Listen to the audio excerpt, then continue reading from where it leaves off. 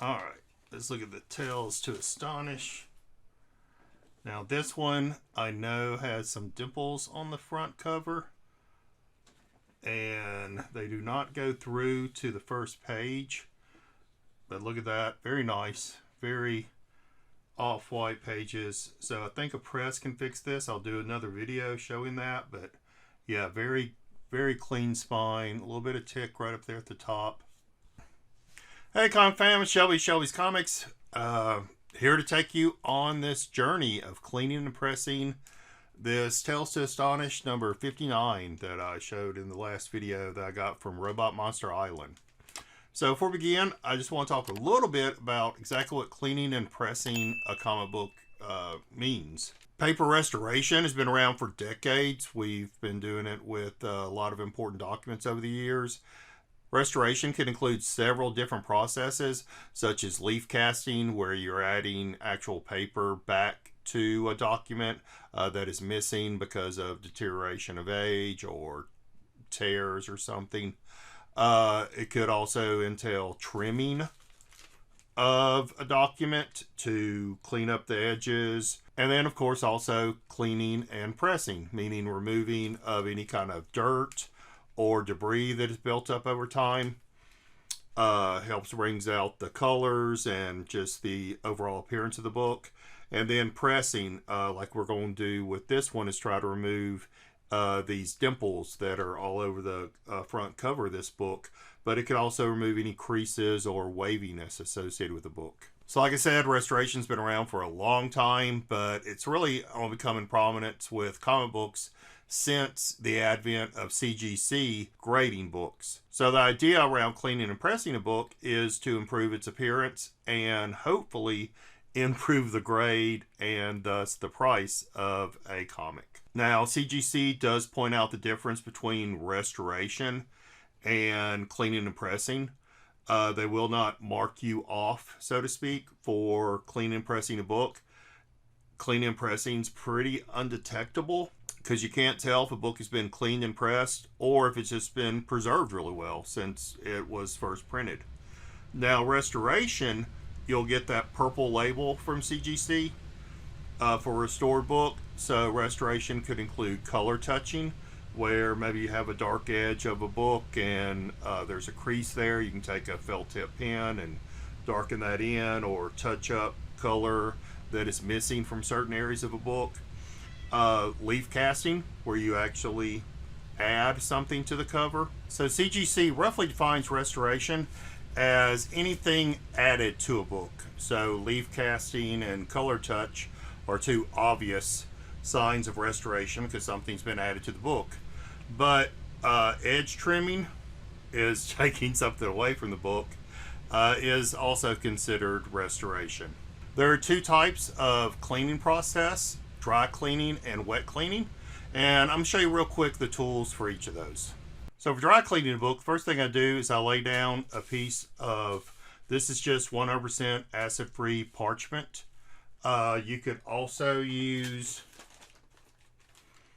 like oven parchment that you bake cookies on and stuff. That's fine.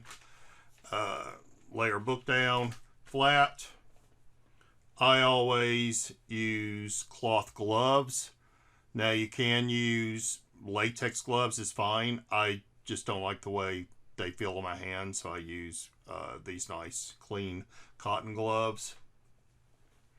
The first thing I do is I take a microfiber cloth and I will completely wipe down a book. It's always good to start at the spine and work your way out so you don't snag or do anything irreparable to the book. Next, you can use a magic eraser to go across. You can trim the magic eraser down to little pieces. You can also use an absorbing sponge to run across. Now this is really sticky material and it could snag your book, so be very careful. And then you can also use a white eraser. So these are two. I like this one a lot because I can sharpen the tip, get into areas, and then it has a little brush I can brush away, or you can use a white eraser like this to get into any areas that you could not remove using these two things. Now you need to be careful because you can remove the gloss by doing this process. So the next process is wet cleaning a book, where you take a detergent concentrate like this, you mix it with distilled water, and you use a cotton pad to take the water, and really the same process is you work from the spine outward, cleaning the book. You would then let that dry and then use distilled water on another cotton pad and go over the book. I buy my detergent from Immaculate Comics. Here's his pressing board, which is used after you press a comic. You can do a cold press, which will help take out any kind of wrinkling from the heat pressing process. And I will drop his information down below. All right, so in between the cleaning process and the pressing process is what's called the humidification process. So that's basically adding moisture to the book, loosening up the pages and the fibers within the comic itself in order to allow it to get pressed and become flat again. So there's two different ways you can do this. You can do it with a humidity chamber, which is basically a bucket with some warm water in it. The comic is suspended over that. You seal it up, usually for 24 hours, and then you can put it into the press. What I use is an actual steamer, and you'll see me do that, where I'll run a steamer along the comic book. You'll actually see the pages start to wrinkle as it absorbs that moisture. Run the steamer along the edge of the book to let the steam get into the pages and such, and then we'll put the comic into the press. So those are the three basic parts of cleaning and pressing: the cleaning, humidification, and then pressing. So I'll show you real quick the process of preparing a book for pressing. All right, so you'll see my heat press here in a moment. But the first thing you need to do is the heat press itself will have this foam plate. So to press your comic, you'll need to get a aluminum metal plate. So it'll have something hard to get pressed up against.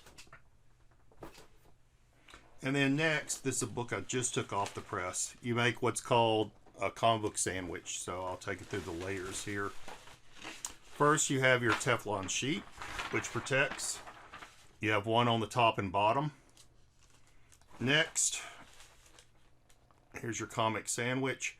So on top is a plain magazine board. One of those cookie sheets I talked about. On the bottom, I'll move the comic real quick. On the bottom, I have the same thing, a sheet, and then another backing board.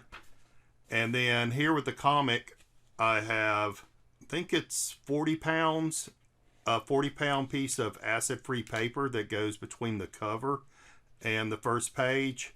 I have another piece of acid-free paper that goes between the back cover and the first page. So I'll remove those. And then in the center of the book, you place another magazine board. So you place it almost up against the staples there, and that keeps the staples from pushing through. And that's basically it. And like I said, you can see this one I just took out. That was wet cleaned. You can see the gloss that came back from it. If you use the dry cleaning process, sometimes you run the risk of removing the gloss. So you want to be really careful with that when erasing areas. Of course, I wasn't able to fix any of the color breaking creases or anything with this book. It also has ink writing. The ink writing is greatly faded from when I started, but I wasn't trying to remove it. This book just isn't worth doing that.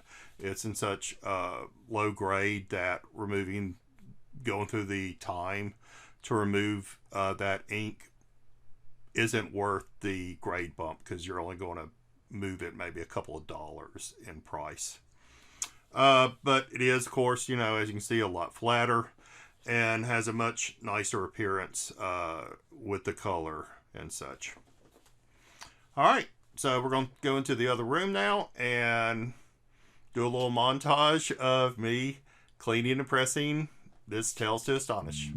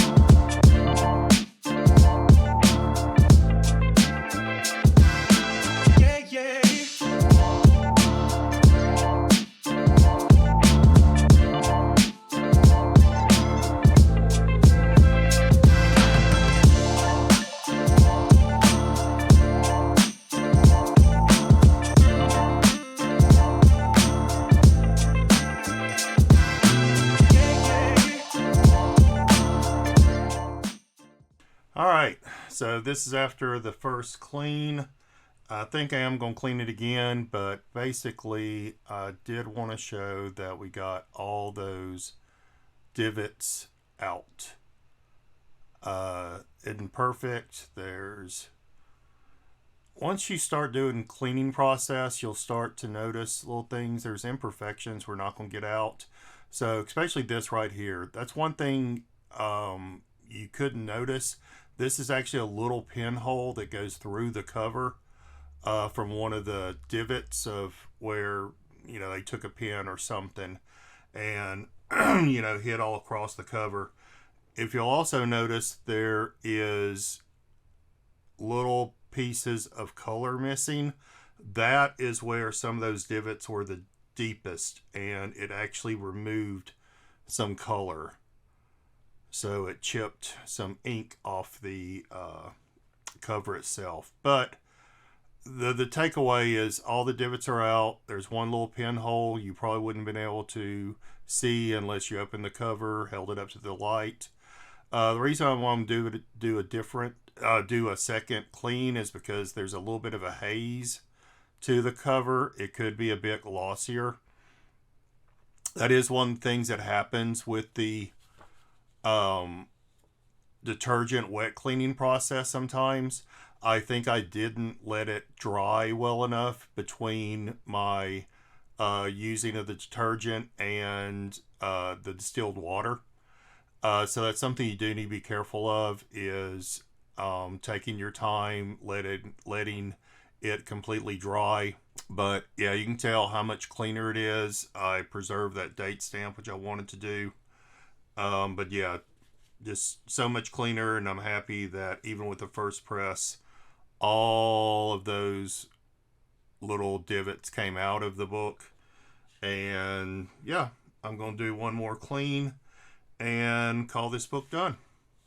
All right, so I hope y'all liked that video showing a little bit about the cleaning process and a little bit of the different ways you can clean a book. Again, I'm just really happy with the way this turned out. Like I said, I'm going to give it, you can see there in the light that all those divots were removed. So I'm really happy about that. I'm giving one more clean to try and get rid of some of the haziness left over from the detergent, but that shouldn't be a big deal. And yeah, so that's it for that book. So let me know if y'all like to see more content like this. Maybe show you how the FF9 turns out. Alright, that's it for me today, Comic Fam. Thank y'all so much for tuning in. Don't forget to like, comment, subscribe, hit that notification bell if you want to see me and more content like this. But with that, I'm saying peace, love, and keep on reading. Bye.